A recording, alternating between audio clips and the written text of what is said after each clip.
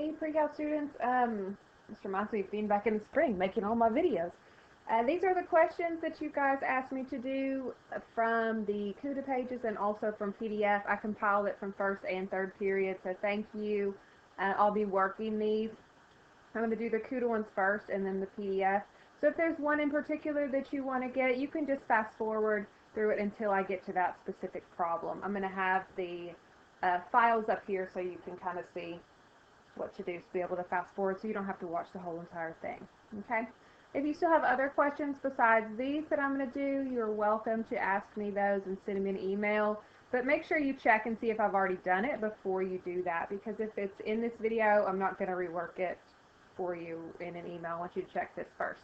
So we'll start out in our CUDA pages with number 6. I've got all of these marked on here already. So the piecewise graphs, nobody had any questions on, so that was good. Number 6 is talking about extrema for the function. Those are our maximum and our minimum values. So for us, we're going to mark them. It's going to be kind of hard to see here, so let's see.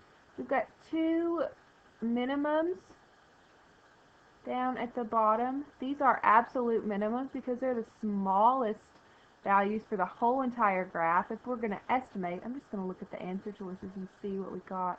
So we know we have 2 absolute minimum problems. There's only one that has 2 absolute minimums. So we know it's going to be C, but let's double check it. Negative 0.7 and 0.8. So negative 0.7, 0.8, if that's one of them. And then 0.7, 0.8, that's the other. And then we have this maximum value. It's not the maximum for the whole graph because there are also numbers that go above that. But it is a relative maximum. It's the highest point in that little section. And that ordered pair is 0, 1. So remember, when you're doing the absolute max, that's for the whole entire graph or min, and the relative is just one specific part of it. Okay, so that was number 6. You don't have A, B, C, or D. You just got the numbers. You could look at those. The next one, I think, is number 9. Okay, so we're doing average rate of change. For this, we want to figure out the ordered pairs. So we need a y value. They give us an x value. We have to figure out the y. So I'm going to do f of 1. I'm plugging 1 in. So negative 1 squared plus 1 plus 2. And that is going to equal 2 if you do the arithmetic. And f of negative 2. Make sure you put the negative 2 in parentheses if you're using your calculator. Okay, so this ends up being 2 and negative 2 is 0. This squared is 4 with a negative in the front, negative 4. So we're going to now write this with ordered pairs and find the slope. So our ordered pairs will be 1, 2, and negative 2, negative 4. And to find our slope, we do y2 minus y1 over x2 minus x1. This ends up being negative 6 divided by negative 3, which is 2. So you plug the numbers in, get your ordered pairs, find the slope. Same thing on the next one. We're just going to have some fractions in here. So we first need to do f of 3 halves.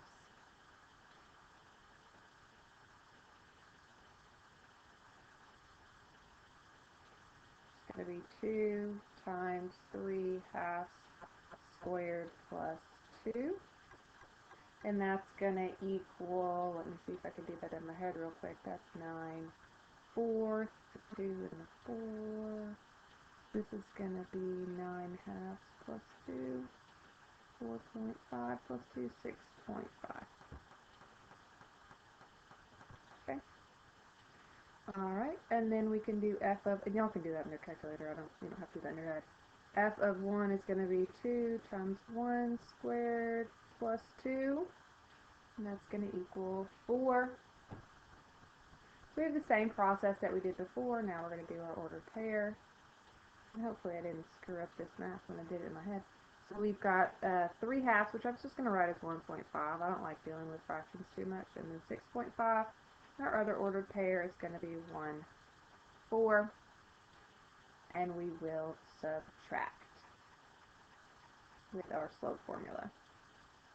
So we have 4 minus 6.5 over 1 minus 1.5, negative 2.5 over negative 0.5, and that simplifies to 5.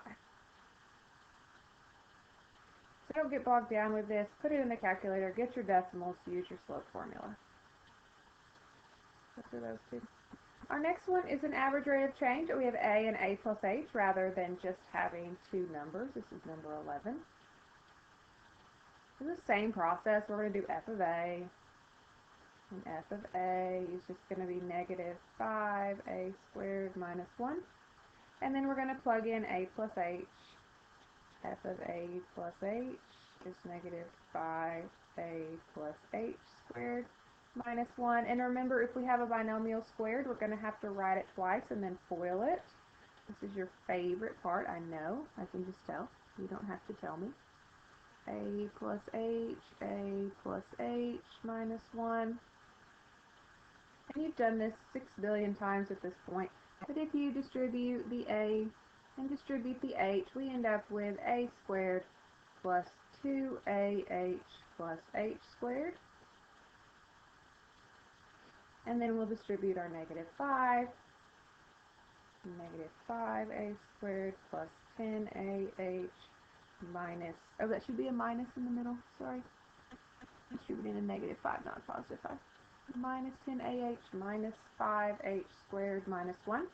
And now I'm going to write these in ordered pair form just so I can see it in a similar way that I just saw my others. So my x in quotations is just going to be a for the first one, and negative 5a squared minus 1 for the y value, x value, y value. And for my second one, my x value is a plus h, and my y value is all of this stuff, so I'll rewrite it. You don't have to, you could just write ditto, C previous. Okay, so we have x1, y1, x2, y2, just like we had in the problems that we just did above. So this is x1, y1, x2, and y2. And then we'll use our slope formula. y2 comes first, you have to write all of it. Negative 5a squared minus 10ah minus 5h squared minus 1 minus y1. I'll use a different color. Make sure you put it in parentheses. Negative 5a squared minus 1 over x1, which is a plus h, minus, x2 was a plus h, sorry. And x1 is going to be a.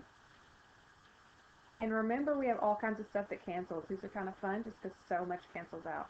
The negative 5a squared is going to go away. You have one here and one here. You have this minus 1 and this minus 1. They go away. You've got an a minus a. Those are gone. And you're just left with negative 10ah minus 5h squared over h. And an h cancels out of every single thing. So negative 10a minus 5h. Okay. Oh, and I had x's instead of a's. When I made that, I need to fix that for the other part. So negative 10a minus 5h. So it should be b. And I'm sorry that I didn't have an a in the answer. I typed that. Okay. So that was number 11. Looks like the next one we're going on to is number 15.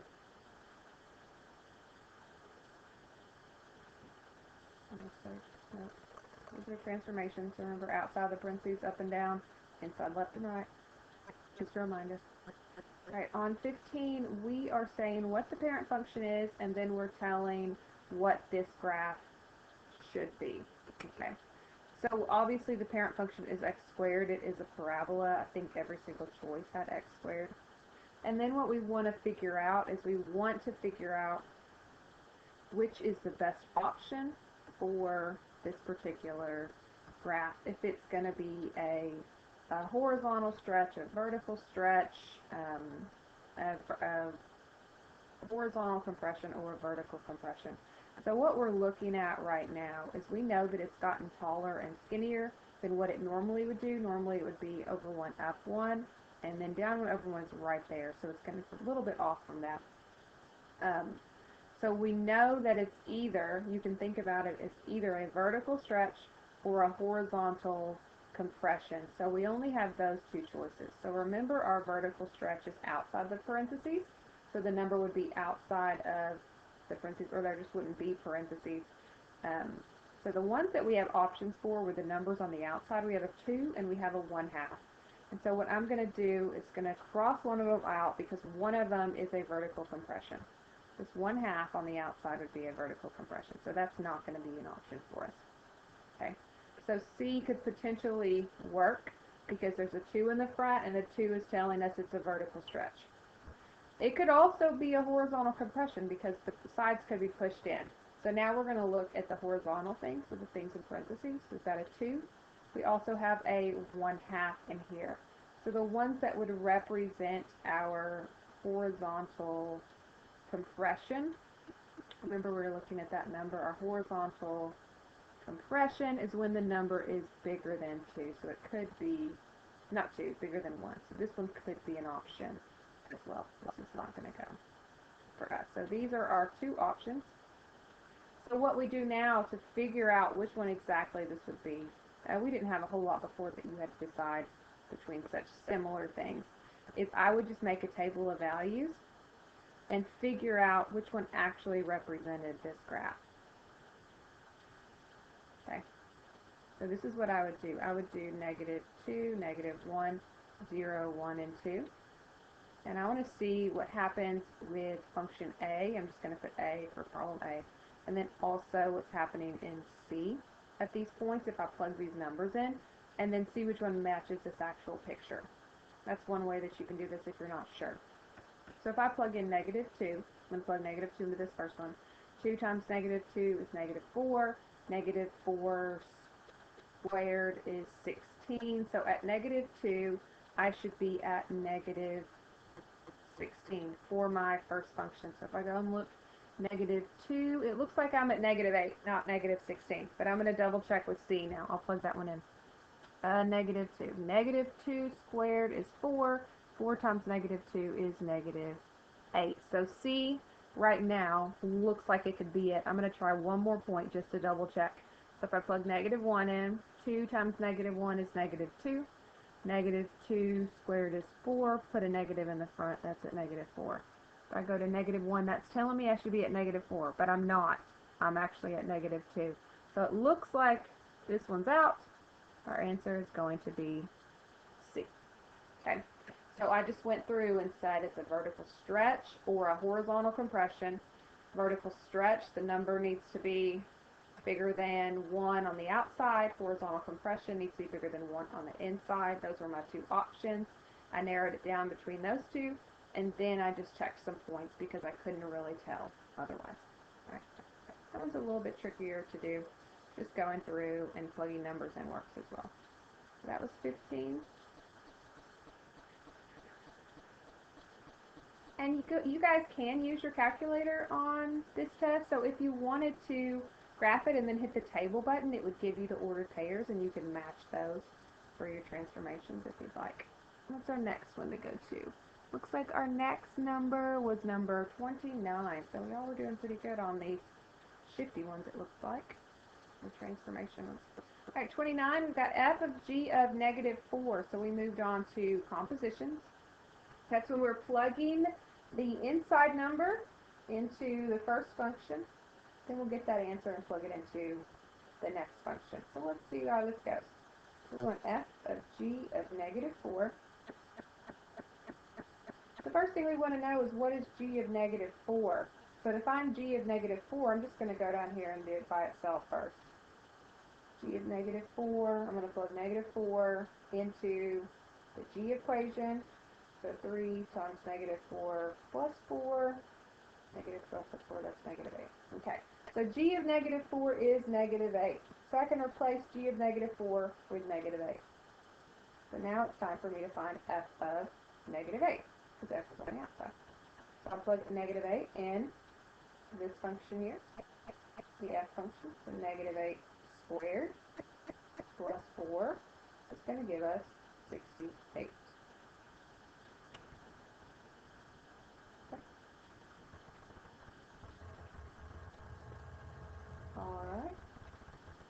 Next one, very similar. We're doing g of h of negative 2 for number 30. I need to figure out what h of negative 2 is. I plug in negative 2 into my function, my h function that is. Negative 2 squared plus 4 is going to give me 8. So h of negative 2 is 8. So I'm going to replace h of negative 2 with 8 because that's what that is. So now I need to do g of 8. G of 8, 4 times 8 minus 4. 32 minus 4 is 28.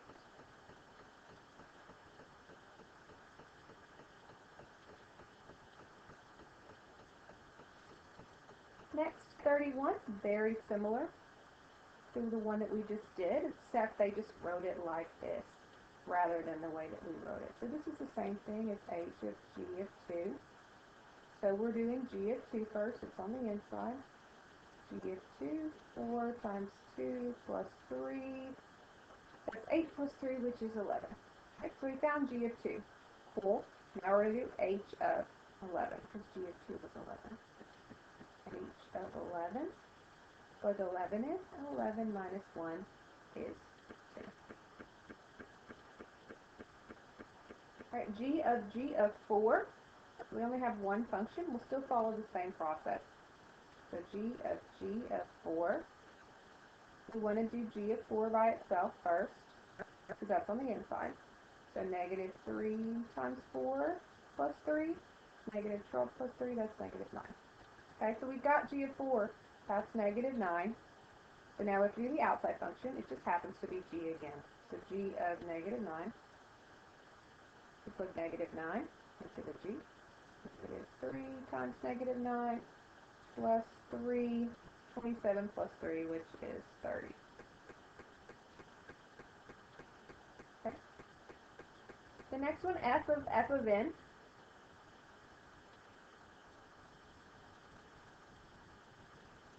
This is saying take the entire f of n function and plug it into f of n. I'm just going to rewrite what f of n is, just so we can be familiar with what we're doing. This is saying do f of negative n minus 2. So we can all agree f of n is negative n minus 2, so let's replace that. So this is just telling us to plug negative n minus 2 into any n value that we see in the f. So I'm going to substitute this in for that n to keep the negative on the outside. Negative n minus 2, and then minus 2. So I just changed the n that I saw into negative n minus 2 in parentheses. And then to simplify, I'm going to distribute my negative. So this will be n plus 2 minus 2, which just equals n. So our answer would be C.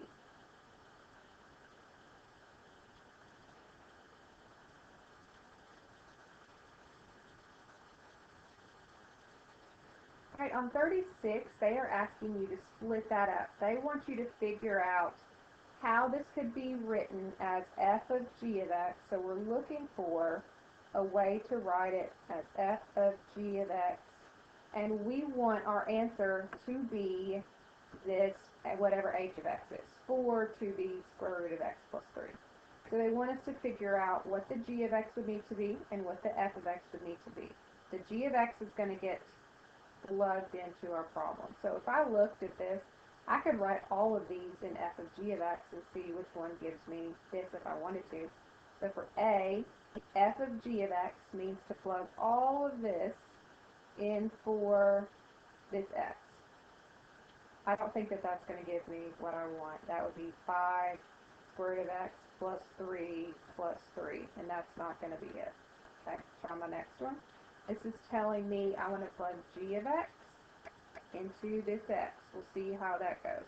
5 over 4 to the x minus 2. Nope, that's not it. The next one, telling me to plug all of this, the g function, into anywhere I see x in the f function, because I'm doing f of g of x. It's going to be 4 raised to the square root of x plus 3. So I substituted that in for that x. And that looks like what we wanted, so that's going to be our answer. Okay. we wanted to check the last one we could, but it doesn't even have a square root in it, so there's no way it could be not a problem. So just check those, take the g functions, put them into the f function until you get what they gave you at the very top to start with. Alright, we want to say if these are inverses or not, and if they are, we will check and show using the inverse function property. Remember that this is the inverse function property, that when you compose them, or do f of f inverse x, you're going to get x. Or you can think about it, if they're inverses, then f of g of x is going to equal x. So if we plug one into the other, we are going to get just x, and we can test that out. Okay. So let's see, do we think these are yes or no? We can give it a try. I'll try and just plug one into the other. So let's do f of g of x. I'm going to plug all of this into the x and see what happens. So I've got the fifth root of x plus 2 to the fifth plus 1. That all went in for that x. I need to make that bigger. And then I have a minus 1. Then I have a minus 2. So I just took all of that and substituted it in for the x that's sitting right here. And everything else I left the same. So what I'm going to do now is just simplify. And if I'm just left with a single x, then I know they're inverses. So if I look here, this plus 1 and minus 1, those are going to cancel out. Right? Those will cancel out. Oops, I tried to use a red. Didn't work. So those plus 1 and minus 1s are going to go away. So right now it looks like I've got this. The fifth root of x plus 2 to the fifth minus 2. When you have a root and a power that match, those will cancel out too. So your root and your power cancel out. You're just left with x plus 2 minus 2. And when you have x, then you add 2 and then you take 2 away. All that's left is just x. So our answer would be yes. Another way that you could do this without having to go through the process initially, I do want you to show me that if they are inverses, but if you're just checking and you want to see if they are or not, you can pick whichever one you want. Like I would probably pick the bottom one, I don't know, and then switch x and y and solve for y, and you'd be able to see if your inverse was this option. So remember, if we had y equals x plus 2 to the fifth plus 1, and I want to find the inverse, I switch the x and the y, so x equals y plus 2 to the fifth plus 1, and I want to get the y by itself. So I'm going to subtract 1, x minus y, 1 equals y plus 2 to the fifth. And to get rid of something that's raised to the fifth, you are going to do the fifth root on both sides. Fifth root and the fifth root. Okay? So those fifth roots, those 5's cancel out here, and we're left with the fifth root of x minus 1 is equal to y plus 2. Then to get the y by itself, our very last thing is to subtract the 2. So the fifth root of x minus 1 minus 2 is equal to y. And if you will look, this matches that. So you could start with 1, find its inverse, and just see if it matches the other option. That's how you can tell if the two are inverses or not. Okay. But remember, you can also plug one into the other. Let's do our next problem. We can just do switching x and y for this one as well. So y equals negative x over 2. If I want to find the inverse, I'll switch x and y. So x equals negative y over 2. And then I want to solve for y. So the first thing I'll do is multiply by 2 on both sides. So 2x equals negative y. And then if I want y by itself, I'll divide by negative 1. So y has got to equal negative 2x. So is that what we have for the other option? Yes, so they are inverses of one another. Okay, things are getting slow. And number 40 is our last one. And 40, they just want you to find the inverse. I don't know why it left the instructions off, so we're just finding the inverse. So we're going to say y equals the cubed root of x plus 1 over 2. I know they're using n's, but I like to do everything in x and y so that I'm just more familiar with how it's supposed to look. So go ahead and switch your x and your y. X equals the cubed root of y plus 1 over 2. And we want to solve for y now. So to get rid of the cubed root, we cube both sides. So we end up having x cubed equals y plus 1 over 2. Now we're still trying to get y by itself, so we'll multiply by 2.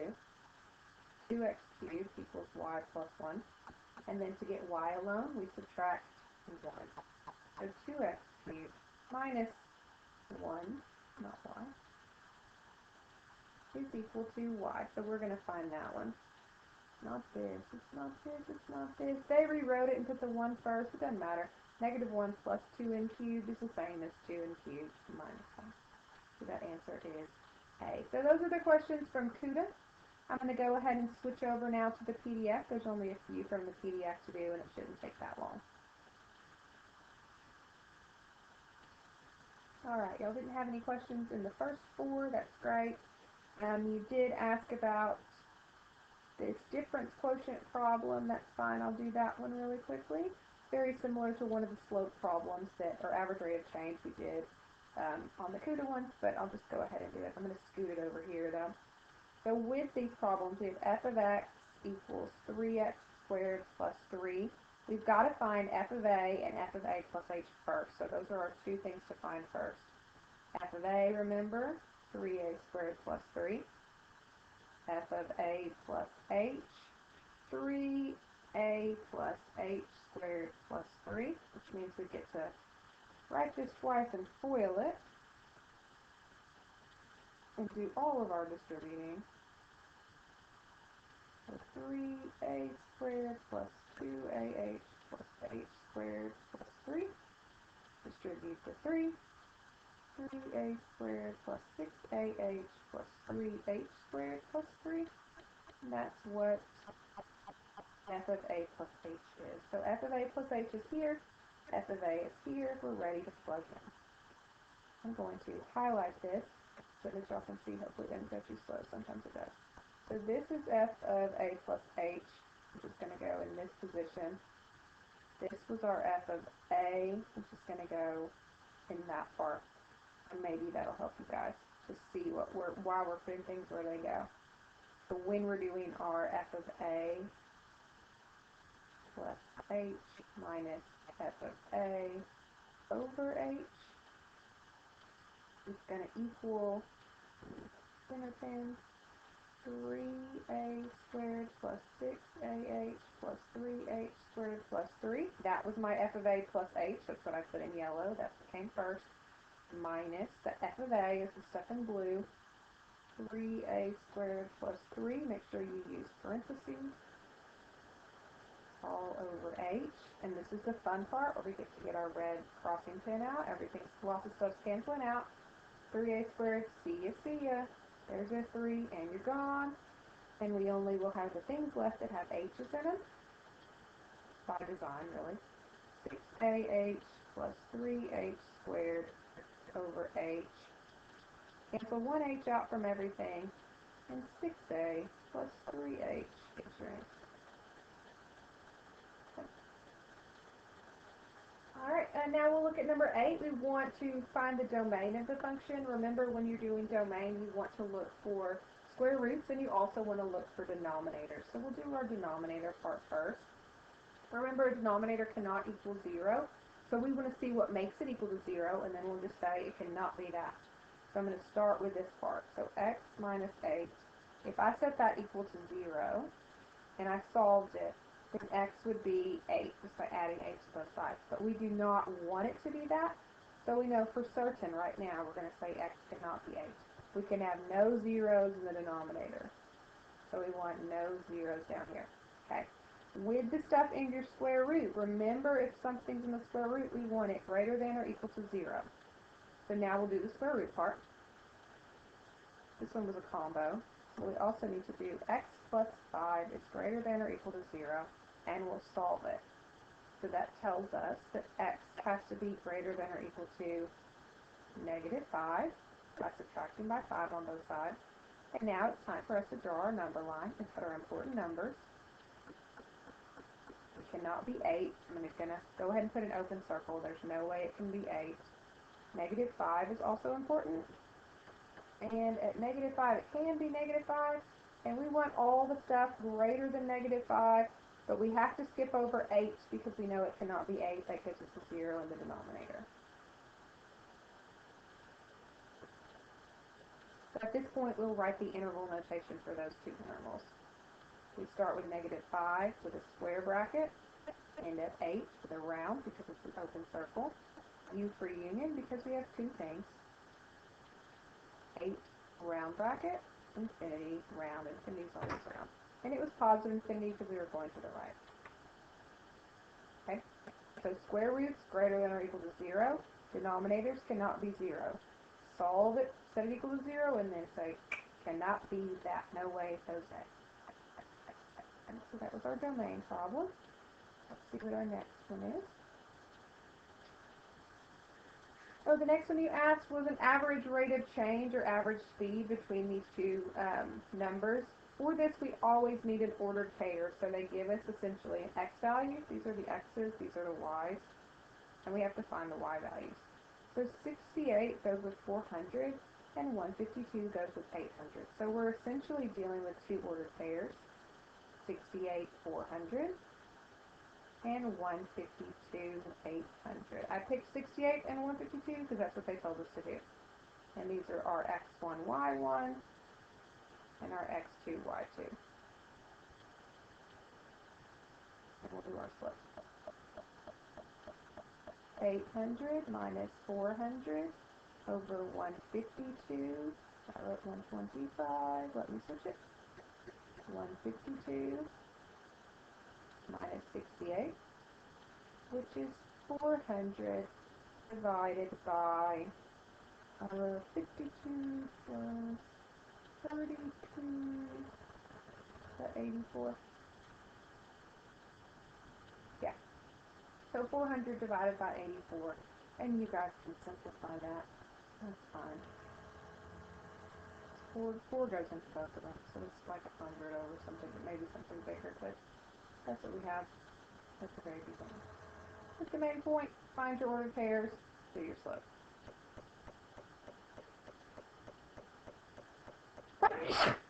Sorry, excuse me. Must have got some dust or something. Alright, domain and range. For this, we have endpoints at the beginning and the end, so it's a little bit easier than you're doing with the infinities. So if you're going across the x-axis, that's how you get your domain. Our graph starts at negative 7 if you're going along the x-axis. That's the first time we see a part of the graph. So negative 7, that's the first time we see it. This is a closed circle, so it's going to be a square bracket. And we keep going, and this graph is going. Oh, it stops right here at 6. That's the last part. So our domain is from negative 7 to 6. And let's see what our range is. Our lowest part of our graph looks like it's right there, and it keeps on going until we get to here. That's where it's going to stop. So our range would be from negative 4 to 4. So for our domain and range, domain, you go across the x-axis, see where the graph starts, where the graph stops. A range, you're going on the y-axis, where it starts and where it stops. Always go from bottom to top, left to right. Which of these is a function of x? Remember to tell if something's a function or not. You use your vertical line test. I'll take my vertical line and drag it across, and if at any point it touches it more than once simultaneously, that would not be a function. So A looks good. A doesn't have any problems. C looks good. That's fine. It looks like on B we're going to have an issue. If I go to B, I go, oh no. Look, at this point, this vertical line is going to touch my graph in 2 spots. Okay, so this one is not working for us, not a function. And get another vertical line so I can leave that one there. Okay, and then D, oh, it's not working. So D is not a function either. So the ones that are functions for us are A and C. Okay. All right, and the last question you guys asked for was number 14. They said, if f of x is 4 minus 6x, find f inverse of negative 8. Well, there are two ways we can do this. We can remember that f inverse of y is equal to x. So essentially, when they give us f inverse of 8, 8 is our y value, because those are in the same spot. So 8 is the y value, and we want to figure out what the x value is. Okay? So we can just solve this equation. I'm saying 8, but it's actually negative 8 in the problem, sorry. So negative 8 is the y value, and we want to figure out what the x value is. So they give us the y, and we want to find the x. So we'll just solve it just like a normal equation. Negative 12 equals negative 6x, and x is going to equal 2. Okay, another way for you to do this, and some of y'all did it on your work, if they're asking for f inverse of negative 8, you can actually just go ahead and find the inverse function by switching x and y and solving for y, and then plug negative 8 in your answer. So if you wanted to do that, here's our original function, 4 minus 6x. I'm going to switch x and y, solve for y, subtract 4, divide by negative 6. Okay, and now this is f inverse. So they want me to find f inverse of negative 8, and you can plug negative 8 in to do that. So negative 8 minus 4 over 6, that's going to give me, negative 6, negative 12 over negative 6, which is 2. So either way that you want to do it, you can either recognize that this is the y of your original function, this f inverse of y is x, plug it in for the y value, then solve for your x, or you can find the inverse first. Once you get the inverse, you'll plug it in. Okay? Alright, well that was all of the questions that you guys asked. Thank you so much for working hard today and asking all of those. If you have anything else that I didn't cover on this video, just let me know and I will respond to an email that you sent for that. But good luck studying. Remember, your test is on Wednesday.